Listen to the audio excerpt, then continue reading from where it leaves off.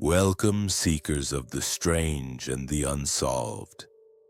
I am the voice behind echoing darkness, a place where the shadows speak and the forgotten stories of our world are brought into the light.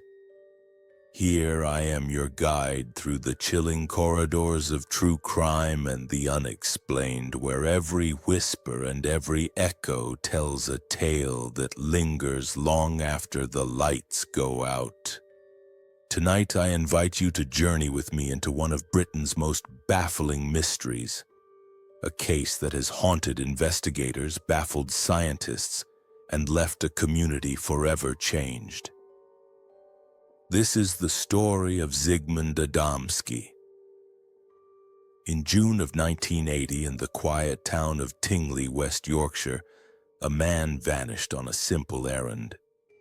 5 days later, his body was found atop a coal heap 20 miles from home in circumstances so bizarre that even the most seasoned detectives were left speechless. His clothes were immaculate, his skin untouched by coal dust, and strange burns marked his body, covered in an ointment that no laboratory could identify.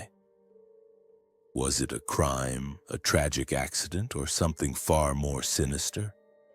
Tonight we peel back the layers of the Zigmund Adamski mystery. Prepare yourself for a journey into the unknown, where every answer only leads to more questions.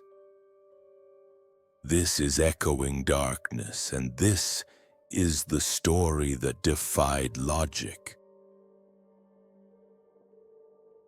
Zigmund Adamski, the unexplained death that defied logic.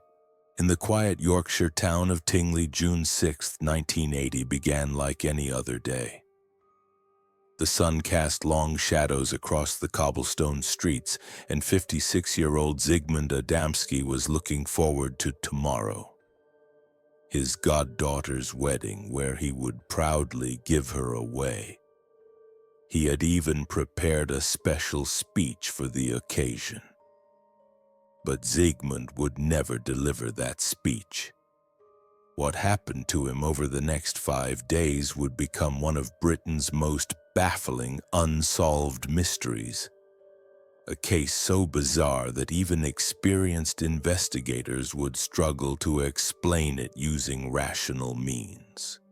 This is the story of a man who vanished while buying potatoes and was found dead atop a pile of coal 20 miles from home, with injuries that science couldn't explain.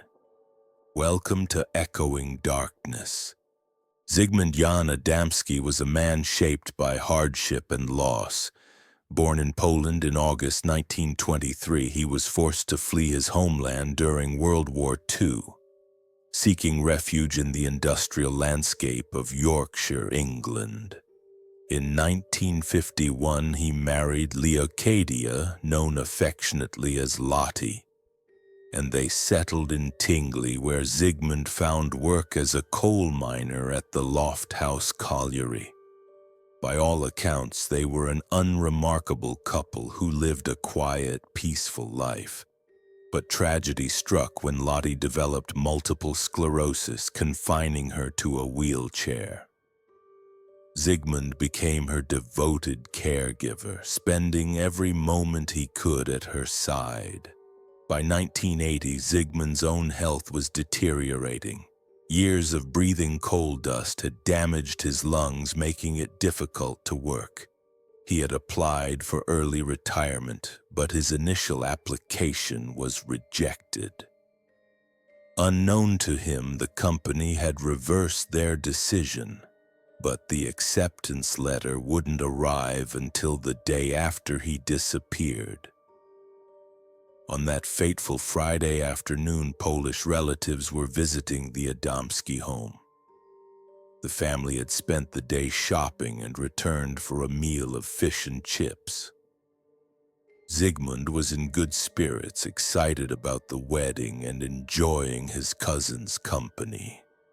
At exactly 3:30 p.m., Zygmunt told his family he was going to the local shops to buy potatoes.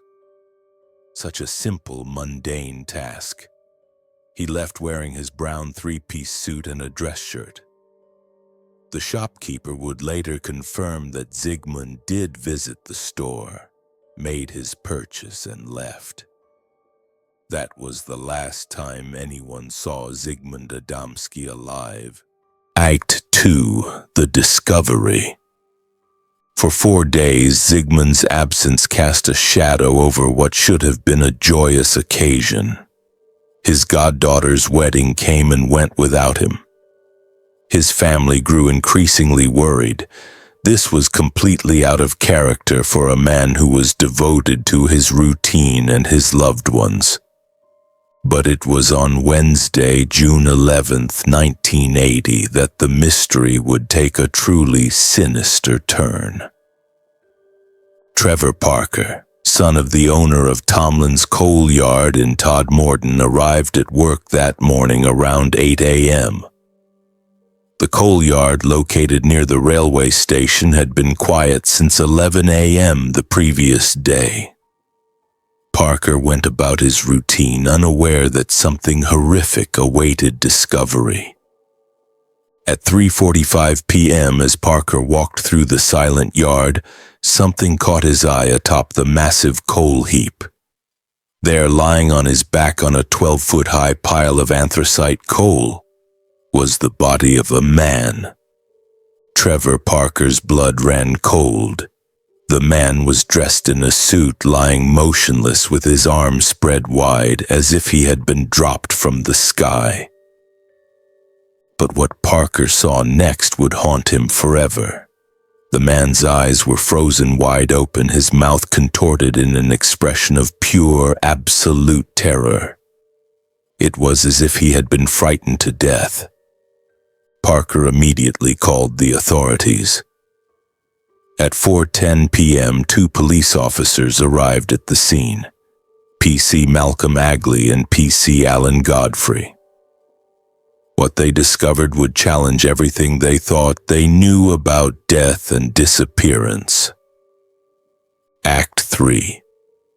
The Impossible Evidence. PC Alan Godfrey approached the coal heap with professional detachment, but what he saw defied all logic. The body was identified as Zigmund Adamski, the missing miner they had been searching for.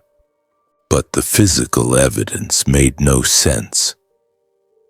First, there was the positioning. Adamski's body lay perfectly atop a 12-foot pile of coal, yet there were no footprints, no disturbance, no sign that anyone had climbed the heap. The coal pile remained pristine and undisturbed. If Adamski had climbed up himself, there would be evidence.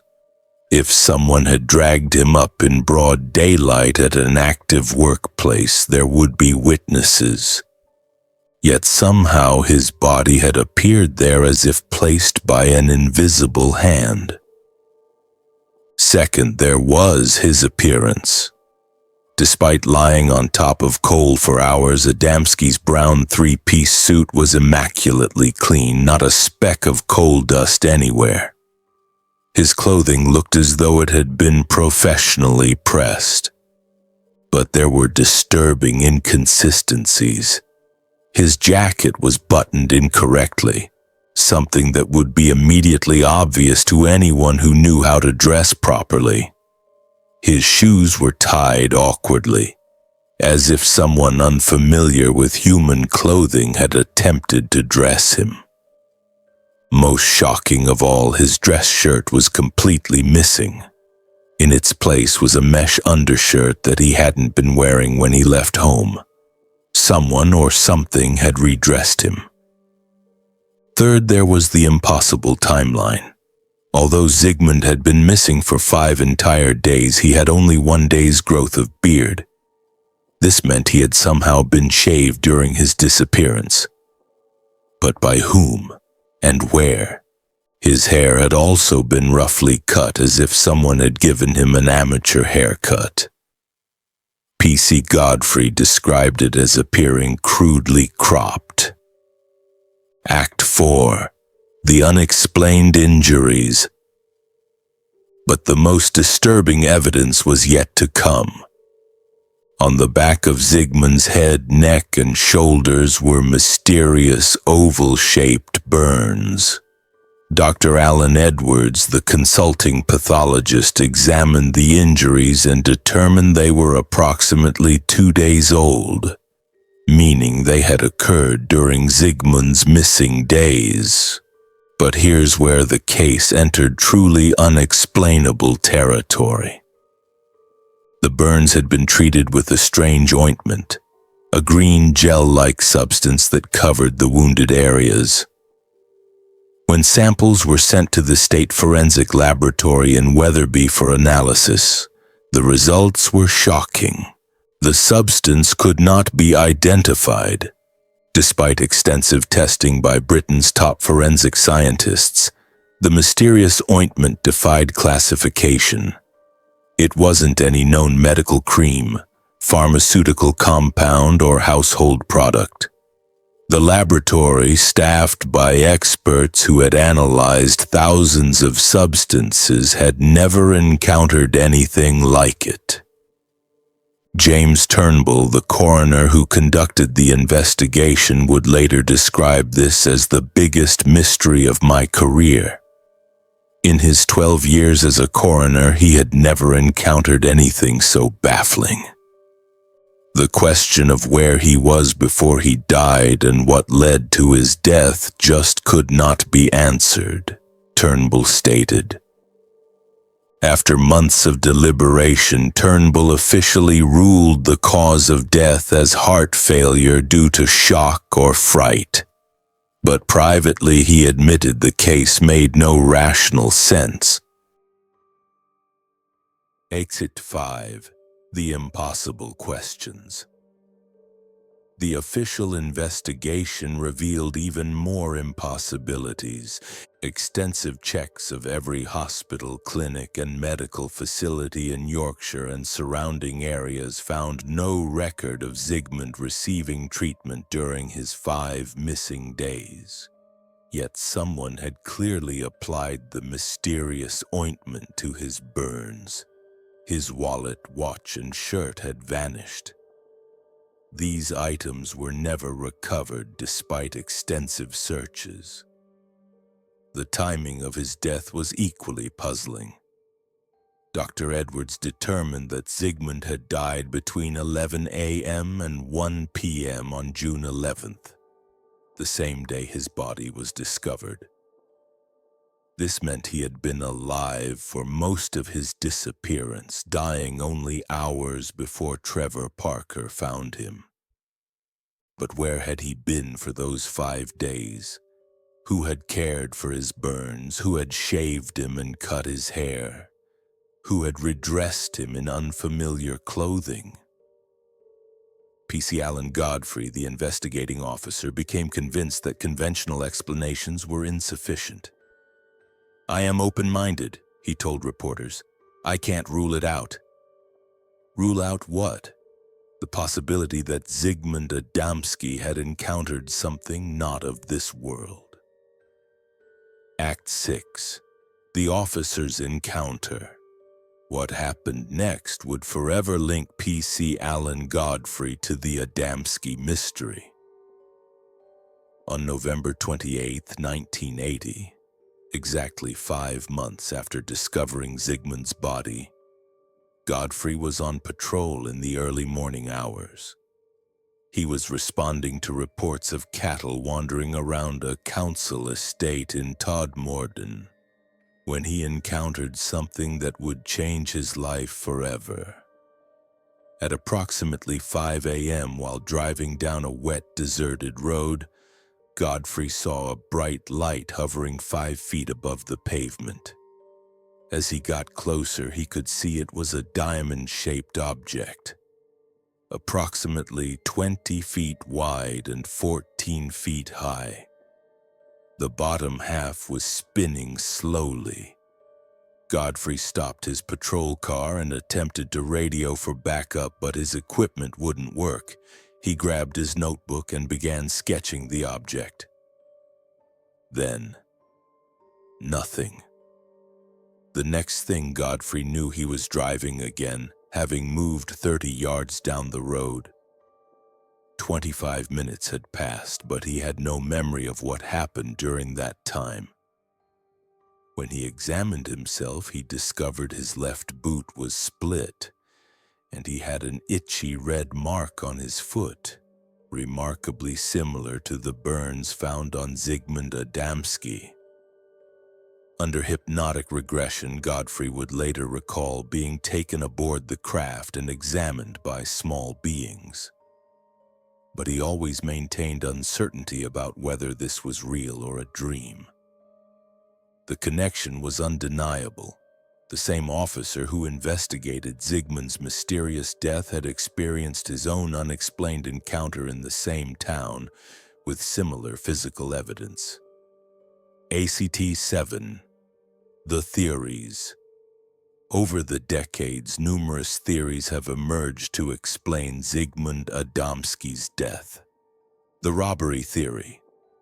Some investigators suggested Zigmund was the victim of a robbery gone wrong. His missing wallet and watch supported this theory. However, this didn't explain the mysterious burns, the unidentifiable ointment, or how his body appeared atop the coal pile. The medical emergency theory. Others proposed that Zigmund suffered a sudden medical episode, perhaps dementia or confusion, causing him to wander for days before dying of a heart attack.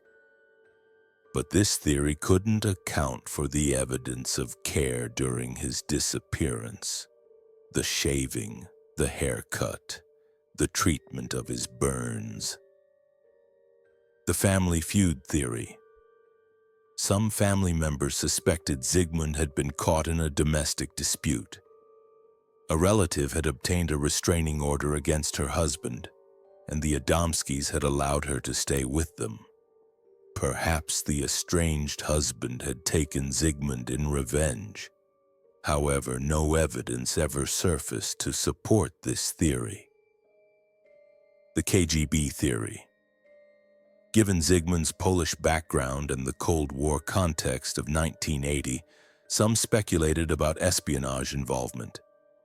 But Zigmund was a simple coal miner with no known intelligence connections.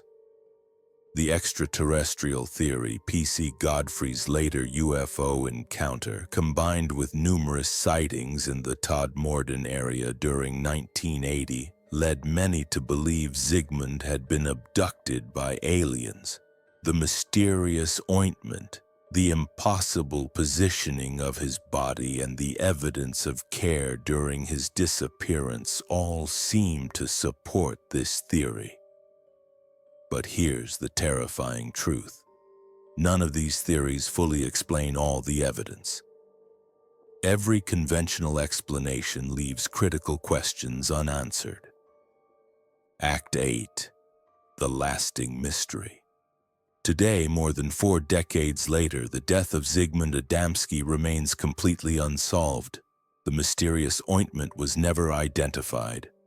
The location where he spent his missing days was never discovered. The burns on his body were never explained. P.C. Alan Godfrey's career was ultimately destroyed by the ridicule he faced after reporting his UFO encounter. He was forced into early retirement, paying a heavy price for his honesty. James Turnbull, the coroner, went to his grave, calling it the most mysterious case he had ever investigated. The official verdict remains open. In 2024, researchers attempted to obtain the forensic reports on the mysterious ointment through Freedom of Information requests.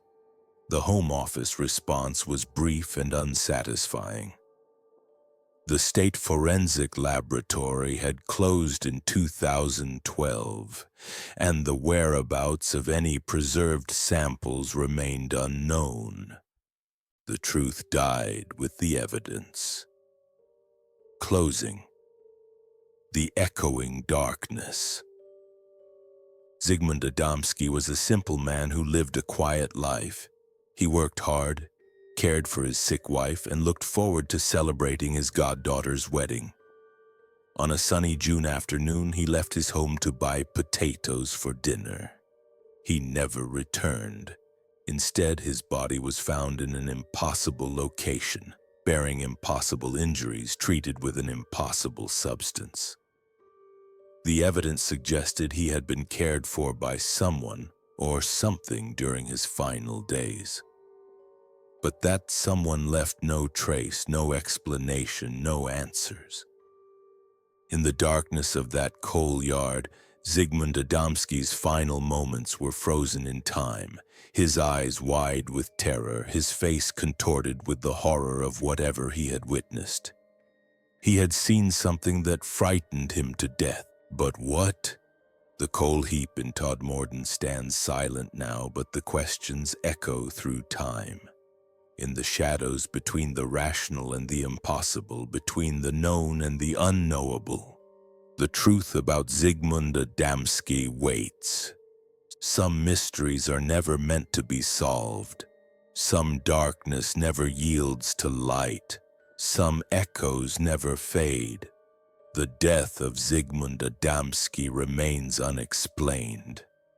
And perhaps it always will. This has been Echoing Darkness. Until next time, listen carefully to the whispers in the dark. Thank you for venturing into the darkness with me tonight. If this mystery sent a chill down your spine, please like the video and subscribe to Echoing Darkness. Your support helps these unsolved stories echo even further. Until next time, stay curious and beware what lurks in the shadows.